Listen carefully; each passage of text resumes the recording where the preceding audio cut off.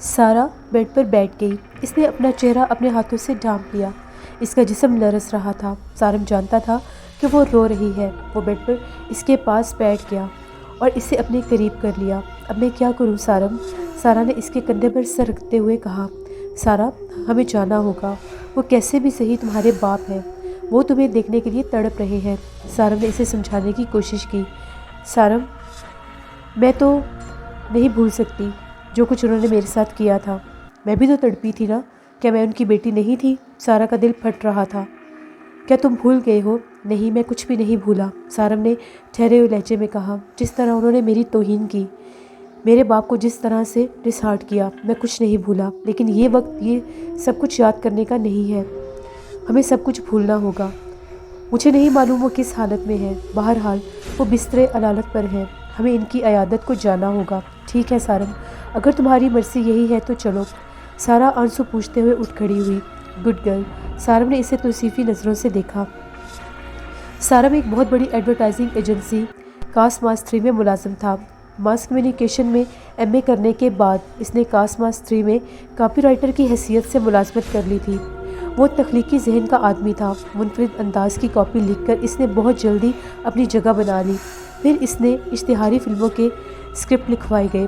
وہاں بھی اس نے اپنی تخلیقی صلاحیتوں کے جھنڈے گاڑ دیے، کیونکہ وہ بہت زیادہ شوقین تھا ان سب چیزوں کا، اور وہ شوقیہ فوٹوگرافر بھی تھا، لہٰذا وہ اپنے اسکرپٹ کو متحرک دیکھ لیا کرتا تھا۔ وہ بہت جلد مالک کی نظروں میں آ گیا۔ اب تمام بڑے کلائنٹ کا کام اس سے ہی لیا جائے گا۔ اشتہار چاہے برینڈ میڈیا کا ہو، چاہے پرنٹ میڈیا کا ہو، چاہے الیکٹرانک میڈیا کا، وہ اس اشتہار یا اشتہاری فلم کی میکیننگ کے ساتھ ساتھ رہتا تھا۔ دوسرے شعبوں کے لوگ اسے خاصی اہمیت دیتے تھے۔ اس کی یہ بات سب مانتے تھے، کیونکہ وہ جانتے تھے کہ اس کا براہ راست تعلق اس کمپنی کے مالک محسن نظمی سے تھا۔ اگر اس کے کام میں کوئی رکاوٹ ڈالنے کی کوشش کرتا تو وہ بے دھڑک محسن نظمی کے کمرے میں داخل ہو جاتا اور اپنی بات منوا کر ہی لوٹتا۔ محسن نظمی بڑے دلچسپ آدمی تھے۔ وہ باغ بہار شخصیت کے مالک تھے۔ ان کا تکیہ کلام تھا کہاں لکھا ہے، اور یہ بات یہ ہر بات میں استعمال کرتے تھے، یہاں تک کہ یہ ان کا تکیہ کلام بن گیا۔ آج کل وہ اپنی بڑی چائے کی کمپنی کے لیے اشتہاری مہم چلانا چاہتے تھے۔ یہ کمپنی کلاس ماس 3 کی پرانی کلائنٹ کی تھی۔ کمپنی کے مالک کی خواہش تھی کہ اس اشتہاری مہم کے لیے کوئی نئی ماڈل تلاش کی جائے۔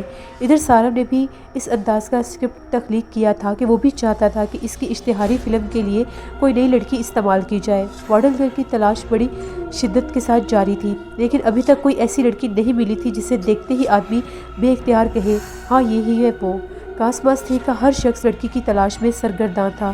لڑکیاں آ بھی رہی تھیں، فوٹو سیشن بھی ہو رہے تھے، اسکرین ٹیسٹ بھی چل رہے تھے، لیکن ابھی تک کوئی لڑکی ان کے معیار پر پوری نہیں اتری تھی جو سارم کا ذہن تھا۔ سارم شہر کے تمام اہم تقریبات میں شریک ہو رہا تھا، حتیٰ کہ وہ شادی کی تقریبات میں بھی اپنی مطلوبہ لڑکی کی تلاش کر رہا تھا۔ لڑکیاں بہت تھیں، لیکن اس کو اپنی تلاش کی لڑکی نہیں ملی تھی۔ ایک دن محسن صاحب نے اسے اپنے ساتھ شادی میں آنے کے لیے دعوت دی۔ ایک سیاستدان کے بیٹے کی شادی تھی۔ شہر کے تمام کریم وہاں پر شریک تھی۔ پریس کے کافی لوگ موجود تھے۔ سارم کا دوست جبار بھی آیا ہوا تھا۔ وہ دونوں ساتھ ہی گھوم رہے تھے۔ سارم یکدم ٹھٹک گیا۔ وہ سکتے کے عالم میں ایک طرف دیکھ رہا تھا۔ کیا ہوا بھائی؟ جبار نے اس کی طرف دیکھتے ہوئے کہا۔ ابھی تو اچھا بھلا تھا تو، اب تجھے کیا ہو گیا ہے؟ سارم بولا، یار مل گئی۔ سارم نے پرجوش انداز میں کہا، چل بھائی مبارک ہو۔ نکاح خواہ کو بلاؤں یا یوں ہی بھگا کر لے جاؤ گے؟ جبار نے مذاق اڑایا۔ جبار، خدا کے واسطے چپ ہو جاؤ، یہ مذاق کا وقت نہیں ہے۔ سارم نے اس کا ہاتھ پکڑ کر اسے قریب کیا۔ ادھر دیکھو۔ او یار کدھر دیکھوں؟ یہاں تو ہر طرف قابل دید مناظر ہے۔ جبار بولا، یہ جو لڑکے کے ساتھ 2 لڑکیاں کھڑی ہیں، ان میں سے کالے سوٹ والی کو دیکھو۔ سارم کے لہجے میں بہت خوشی تھی۔ جبار نے ادھر دیکھا جدھر سارم دیکھ رہا تھا۔ دیکھ لیا ہے، اچھی لڑکی ہے، جبار نے بے نیازی سے کہا۔ تبھی سارم نے کہا، اچھی نہیں، پرفیکٹ ہے۔ مجھے اپنے نئے اسکرپٹ کے لیے یہی لڑکی چاہیے تھی۔ اب مجھے اس لڑکی کی تصویریں چاہیے ہوگی جو میں محسن سر کو دکھاؤں گا، کیونکہ سارم جانتا تھا محسن سر اس وقت بہت زیادہ بزی ہے اور وہ اس کی کوئی بات نہیں سنیں گے۔ تبھی سارم نے اپنے ایک دوست صحافی کو یہ کہا کہ مجھے اس لڑکی کی قریب کی تصویریں چاہیے اور وہ تم صرف مجھے دو گے، ابھی اس بات کو تم پرائیویٹ رکھو گے۔ تبھی اس کے دوست صحافی نے اس لڑکی کی تصاویریں اتار لیں اور وہ اس نے कहा कि मैं कल तुम्हें फॉरवर्ड कर दूंगा। सारम बहुत ज़्यादा खुश था। सारम जितनी देर उस शादी की तकरीब में रहा उसकी नज़रें सिर्फ उस लड़की पर ही थी, लेकिन वो लड़की बेनियाज थी। अगले दिन सारम जब अपने ऑफिस में पहुंचा तो तस्वीरें उसके पास पहुंच गई थी। सारम ने फ़ौरन से सर से कहा, सर मैं आपको कुछ दिखाना चाहता हूँ, मेरे पास उसकी तस्वीरें हैं। तभी मोहसिन सर ने कहा, कुछ देर ठहर जाओ, मैं मसरूफ़ हूँ, मैं तुम्हें कॉल करता हूँ। ठीक है सर, मैं आपकी कॉल का इंतज़ार कर रहा हूँ। रिसीवर रख कर वो अपने कमरे में बेकरारी से टहलने लगा। इसका जी चाह रहा था कि मोहसिन साहब के कमरे में जल्दी से चला जाए और जो शख्स वहाँ पर बैठा है उसको बाहर निकाल दे और ख़ुद इनके सामने बुर्जमान होकर तस्वीरें इनके सामने रख दे। फिर इसने खड़े खड़े रिसेप्शन का नंबर मिलाया। इधर से पुरकशिश आवाज़ आई, जी सर। वही लड़की, ये बताओ इस वक्त मोहसिन साहब के पास कौन बैठा है? सर पहले तो मैं आपको ये बता दूं, मेरा नाम लड़की नहीं रूही है। फिर आपको ये भी बता दूं कि इस वक्त सर के पास कोई नए क्लाइंट बैठे हैं। रूही ने हंसकर कहा, रूही भाई जैसे ही ये बंदा सर के कमरे से बाहर निकले मुझे फ़ौरन बताना। सारम ने बेकरारी से कहा, ठीक है सर, मैं बता दूंगी। ये कहकर रूही ने फ़ोन बंद कर दिया। सारम कुर्सी पर बैठ गया और एक रिसाला देखने लगा। रिसाला देखते देखते वो इस लड़की की तस्वीरें उठा लेता है जो जब्बार ने इसे भिजवाई थी। कुछ देर के बाद टेलीफोन की घंटी बजी। अभी पहली घंटी पूरी नहीं बजी थी। सारम ने झपट कर रिसीवर उठा लिया। यस सर, जल्दी से आ जाओ मेरे कमरे में, मोहसिन साहब की आवाज़ आई। जी सर, मैं हाजिर हुआ। वो रिसीवर पटक कर हाथ में तस्वीरों का लिफाफा पकड़े मोहसिन साहब के कमरे में जाकर बैठ गया और उनके सामने वो लिफाफा रख दिया। इस वक्त मोहसिन अपने कमरे में अकेले थे। हाँ जी सारम साहब, क्या बात है? बहुत ज़्यादा बेचैन थे आप, क्या हुआ है? सर मैं इस वक्त बहुत खुश हूँ, अब आपके सामने मैं कुछ रखने लगा हूँ। मोहसिन साहब ने कहा, अच्छा, अल्लाह तुम्हें खुश रखे। और बताओ खुशी की वजह क्या है? सर ये देखिए, इस लिफाफे में कुछ है। मोहसिन ने लिफाफे से तस्वीरें निकाली। ये 3 तस्वीरें थीं। मोहसिन ने इन तस्वीरों को कई बार बड़ी दिलचस्पी से देखा और फिर खुश होकर बोले, ये गोहरे नायाब कहाँ से हाथ आया? सर आप ही तो मुझे कल एक शादी में लेकर गए थे, हाशमी साहब की बेटी की शादी में। वहाँ मैंने इसे देखा और अपने एक सहाफ़ी दोस्त के ज़रिए इसकी तस्वीरें उतरवा ली। ज़बरदस्त, ये कौन साहबजादी है? उन्होंने पूछा। सर ये मशहूर सनतकार मुराद अली ख़ान की बेटी है। सारम बोला, वो तो हमारे पुराने क्लाइंट हैं। मोहसिन इन तस्वीरों को देखकर बहुत खुश हुए थे, हत्ता कि वो अपना तकिया कलाम भी भूल गए। तभी मोहसिन ने कहा, ठीक है, मैं मुराद अली ख़ान साहब से बात करता हूँ और उनसे टाइम लेकर पहले हम जाते हैं, उनसे बात कर लेते हैं और फिर हम इस लड़की को भी अपनी नेक्स्ट मॉडल बना लेंगे। लेकिन पहले ये तो पता चले कि वो लड़की मॉडलिंग के लिए राज़ी है भी या नहीं। मोहसिन रस्मी साहब ने कहा, सर लड़की को तो राज़ी कर लेंगे, पहले इसके बाप को राज़ी करना होगा। तभी मोहसिन साहब ने कहा, ठीक है, हम कल ही इनके साथ मुलाकात का टाइम बना लेते हैं। सारम और मोहसिन मुकर्ररा वक्त पर मुराद अली ख़ान के दफ्तर में पहुंच गए। इनकी पर्सनल सेक्रेटरी ने मोहसिन रस्मी को मुस्कुराकर इस्तकबाल किया और कहा, सर आपके मुंतज़िर हैं। वो दोनों मुराद अली ख़ान के खूबसूरत दफ्तर में दाखिल हो गए। मुराद अली ख़ान ने खड़े होकर इन दोनों का इस्तकबाल किया, हाथ मिलाया और बैठने का इशारा किया। तशरीफ़ रखिए। मुराद अली ख़ान के इखलाक से सारम बड़ा मुतासिर हुआ। इसके दिल ने गवाही दी कि वो जिस मकसद के हसूल के लिए यहाँ पर आया है वो कामयाब हो जाएगा। मुराद अली ख़ान कोई छोटा मोटा आदमी नहीं था, वो इस शहर का एक बहुत बड़ा सनतकार था। इसकी कई टेक्सटाइल मिल्स थी, एक अखबार भी निकालता था और प्रोडक्ट्स के अलावा कॉस्मेटिक और प्रोडक्ट्स की मार्केटिंग भी करता था और इसके बिज़नेस बहुत जगह पर फैले हुए थे। जी मोहसिन रस्मी साहब, भाई आपको हमसे क्या काम आन पड़ा? हम तो अक्सर आपसे काम करवाते रहते हैं क्योंकि हमारे बिज़नेस की चाबी हमने आपको जो दे रखी है, इसकी इश्तिहारी मुहिम से हमेशा इन्हें बहुत फ़ायदा पहुंचा था। मुराद अली ख़ान ने खुले लफ्ज़ों में इन बातों का एतराफ़ किया। बस यही वजह थी आज हमें आपके पास आना पड़ा। और उन्होंने बिना वक्त ज़ाया किए जल्दी से कह दिया, सर दरअसल बात यह है कि आपकी बेटी बहुत प्यारी है एक इश्तिहारी फ़िल्म के लिए। बस मैं समझ गया। मुराद अली ख़ान ने मोहसिन रस्मी की बात पूरी भी ना होने दी और हाथ उठाकर उनको चुप करवा दिया और इनके चेहरे का रंग बदल गया। अपने गुस्से पर काबू पाते हुए उन्होंने साफ अल्फाज में कहा, मेरी बेटी की बात कर रहे हैं जो कि मुराद अली ख़ान की बेटी है। ना तो वो एक्ट्रेस है और ना ही वो एक्ट्रेस बनेगी। मुराद अली ख़ान ने अपने लहजे को हर मुमकिन शाइस्ता रखने की कोशिश की, लेकिन इनका गुस्सा साफ ज़ाहिर हो रहा था। ये जवाब दोनों के लिए गैर मुतवक्का था, बल्कि शर्मसार करने वाला था।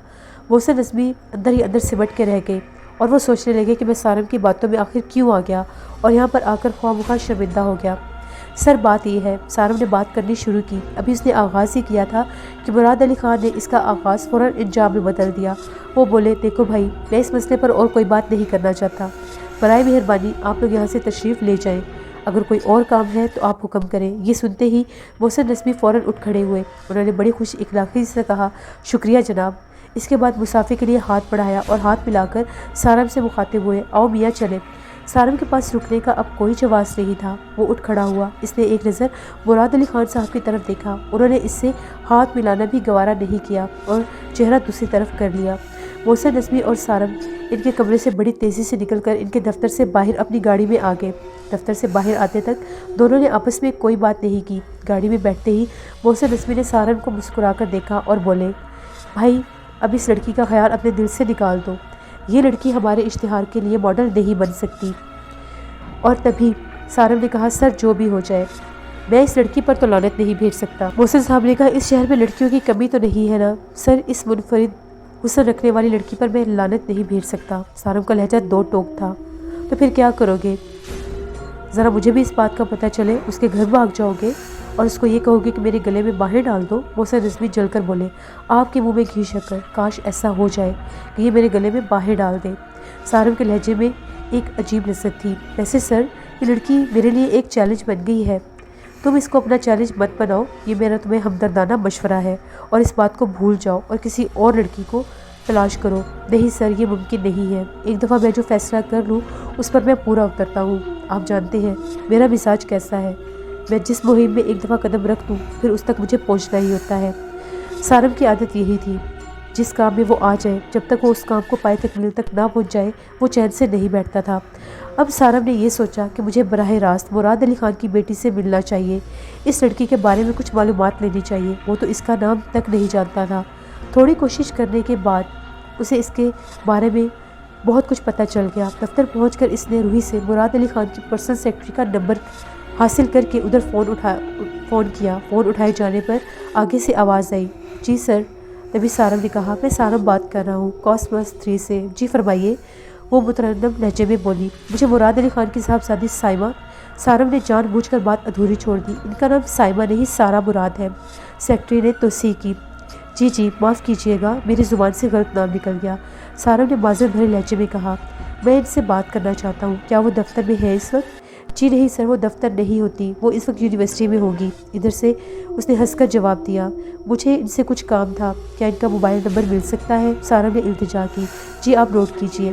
اس نے موبائل نمبر بتا دیا۔ سارم نے نمبر نوٹ کر کے شکریہ ادا کیا اور ریسیور بند کر دیا اور نعرہ لگایا، سارم زندہ باد۔ اس کے نعرے کے بعد اس نے جلدی سارہ کا نمبر ڈائل کیا۔ 3 گھنٹیوں کے بعد ادھر سے فون ریسیو ہو گیا۔ پرکشش آواز آئی، ہیلو، دیکھیے میں کاسمس 3 سے سارم بول رہا ہوں۔ کاسمس 3 سے؟ جی بولے۔ اس کا لہجہ الجھا ہوا تھا۔ سارہ مراد صاحبہ بول رہی ہے؟ اس نے کہا، جی میں سارہ ہی بول رہی ہوں، میں آپ سے ملنا چاہتا ہوں، مجھے صرف 5 منٹ کے لیے آپ سے ملاقات کرنی ہوگی۔ سارم نے براہ راست اپنی بات رکھی، مجھ سے کیا کام ہے آپ کو؟ وہ حیران ہو کر بولی، یہ تو میں آپ کو ملاقات پر ہی بتاؤں گا۔ سارم نے سیدھے اور صاف انداز میں کہا، پھر ایسا کریں شام کو گھر آ جائیں۔ اس وقت آپ کہاں ہیں؟ اس وقت تو میں یونیورسٹی میں ہوں۔ وہ بولی، دیکھیے مجھے صرف آپ کے 5 منٹ درکار ہے، میں 5 منٹ سے زیادہ آپ کا ٹائم نہیں لوں گا، اگر آپ اجازت دیں تو میں یونیورسٹی میں ہی آ جاتا ہوں۔ آپ گھر کیوں نہیں آنا چاہتے؟ یہ میں ملاقات پر ہی بتاؤں گا۔ سارم نے اسے مزید الجھا دیا، عجیب پرسرار قسم کے شخص ہیں آپ، ہر بات پر آپ منفی رکھنا چاہتے ہیں۔ وہ سنجیدگی سے بولی، ملاقات پر کوئی بات بھی راز میں نہیں رہے گی۔ سارم نے صاف لہجے میں کہا، اچھا میں اس وقت یونیورسٹی میں ہوں اور 2:30-3 بجے تک ہوتی ہوں، آپ میرے ڈپارٹمنٹ میں آ جائیے۔ سارم نے اس کا ڈپارٹمنٹ پوچھا اور پھر 2 بجے یونیورسٹی جا پہنچا۔ سارہ مراد اکنامکس میں ماسٹرز کر رہی تھی، اس وقت وہ فرسٹ ایئر میں تھی۔ سارم ڈپارٹمنٹ کے باہر کھڑا اس کا انتظار کر رہا تھا۔ وہ کسی لڑکی کے ساتھ بات کرتے ہوئی اپنے ڈپارٹمنٹ سے باہر آئی اور اسے دیکھ کر آگے بڑھا۔ مس سارہ مراد؟ اس کا لہجہ سوالیہ تھا۔ جی آپ سارم ہیں؟ اس نے ٹھہر کر پوچھا۔ جی میں سارم ہوں۔ تب وہ اس کے ساتھ والی لڑکی سے مخاطب ہو کر بولی، اچھا شاہدہ تم چلو، شام کو مجھے فون کر لینا، میں تمہیں سارا پروگرام بتا دوں گی۔ ٹھیک ہے۔ شاہدہ نے ایک نظر سارم پر ڈالی اور آگے بڑھ گئی۔ جی سارم صاحب؟ سارہ نے سوالیہ انداز اختیار کیا۔ سارم نے ایک نظر اس کے چہرے کی طرف دیکھا۔ کیا چہرہ تھا! سارا بہت زیادہ خوبصورت تھی، اس کا بہت معصوم حسن تھا، اس کا چہرہ میک اپ سے عاری تھا، بس ہلکی سی لپسٹک لگی ہوئی تھی۔ اس کے باوجود اس کا چہرہ بے حد روشن تھا، ایسی چمک تھی کہ دیکھنے والا پلکیں جھپکنا بھول جاتا۔ اس وقت یہی حال سارم کا بھی تھا، وہ اسے دیکھتا اور دیکھتا ہی رہ گیا۔ سارم صاحب، سارا نے اس سے چونکانے پر مجبور کر دیا۔ جی بتائیے کیا بات ہے مس سارا؟ سارم کی بہت ٹوٹی اور اس کی زبان نے اس کا ساتھ دیا۔ ہمیں چاہے کہ ایک نئی برانڈ کے لیے ایک سپر ماڈل کی ضرورت ہے۔ کیا آپ ہمارے اشتہاری مہم کے لیے ماڈل بنیں گی؟ کیونکہ آپ آئیڈیل ہیں۔ آپ نے مجھے کہاں دیکھا؟ سارا نے اس بات کا کوئی خاص نوٹس نہیں لیا۔ ایک شادی میں، سارم نے مختصر سا جواب دیا۔ آپ اس طرح کی نجی تقریبات میں لوگوں کو دیکھتے پھرتے ہیں؟ سارا نے پوچھا۔ مس سارا، آپ یقین کریں میں آپ کو بڑی مشکل سے ڈھونڈا ہے۔ اچھا، سارا نے اسے سادگی سے کہا، لیکن مجھے تو ماڈلنگ کا کوئی شوق نہیں ہے اور نہ ہی میرے پاس اتنا وقت ہوتا کہ میں کسی اشتہاری مہم کا حصہ بن سکوں۔ یہ بات میں اچھی طرح جانتا ہوں کہ آپ ایک اسٹوڈنٹ ہیں اور آپ کو ماڈلنگ میں بھلا کیا دلچسپی ہو سکتی ہے، لیکن سارا صاحبہ آپ یقین کریں صرف ایک ہی برانڈ کی ماڈلنگ کرنی ہے۔ ہو سکتا ہے آپ پہلی اور آخری ہی ماڈل ہو۔ آپ انکار مت کریں، میری کوشش ہوگی کہ میں آپ کا کم سے کم وقت لوں۔ میں نے اسکرپٹ میں بہت محنت کی ہے اور میں آپ کو اس طرح ایکسپوز کروں گا کہ دنیا دیکھ کر حیران رہ جائے گی۔ اچھا، میں سوچ کر بتاؤں گی۔ وہ بات کرتی ہوئی اپنی گاڑی کے نزدیک آ گئی۔ گاڑی کے پاس ایک باڈی گارڈ بھی موجود تھا۔ بس اتنا ہی خیال کیجیے گا کہ میری تلاش کو رائیگاں نہ کیجیے گا، اس کے لہجے میں التجا تھی۔ اصل میں مجھے اس بات پر اپنے ڈیڈی سے بات کرنی ہوگی۔ سارا نے اصل بات بتائی۔ پھر تو میں واجب القتل قرار دے دیا جاؤں گا۔ سارا نے انکشاف کیا۔ ارے وہ کیوں؟ اچھا اب سمجھی، اس کا مطلب ہے آپ پہلے میری ڈیڈی سے بات کر چکے ہیں، شاید اسی لیے آپ گھر آنے سے گریزاں تھے۔ سارا نے ذہانت کا ثبوت دیا۔ ظاہر ہے میں نہیں چاہتا کہ وہ دوبارہ میری شکل دیکھ کر مجھے اٹھوا کر گھر سے باہر پھینکوا دیں۔ سارا نے خوفزدہ لہجے میں کہا۔ ارے نہیں، میرے ڈیڈی ایسے ہرگز نہیں ہیں، وہ بہت نرم مزاج آدمی ہیں، اگر انہوں نے انکار کرنا ہوتا تو بڑے سلیقے سے کرتے ہوں گے۔ سارا نے کہا۔ جی نہیں، انہوں نے بہت ہی زیادہ سلیقے سے انکار کیا تھا، ہماری بات پوری بھی نہیں ہونے دی اور وہیں پر بات ختم کر دی۔ سارا نے بڑی معصومیت سے کہا۔ آپ ملے تھے ان سے؟ سارا نے تفصیل جاننا چاہی۔ جی ہاں، میں محسن نظمی صاحب کے ساتھ ان کے دفتر میں حاضر ہوا تھا، وہیں سے ان سے ملاقات ہوئی تھی۔